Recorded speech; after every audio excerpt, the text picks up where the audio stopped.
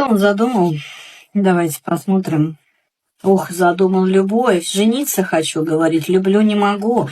Приду, заявлю о себе громко.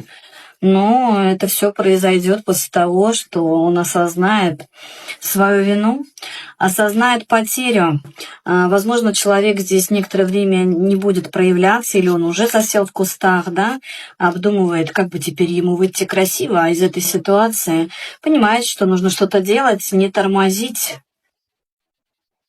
Да, да, это все произошло, у него инсайт мыслительный, да, после того, как человек остался без вас.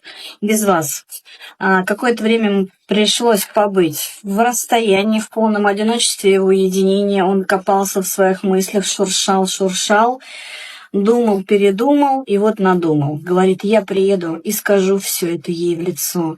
И хочу посмотреть на ее реакцию, как же она на это отреагирует, на мое громкое решение, на мое громкое заявление.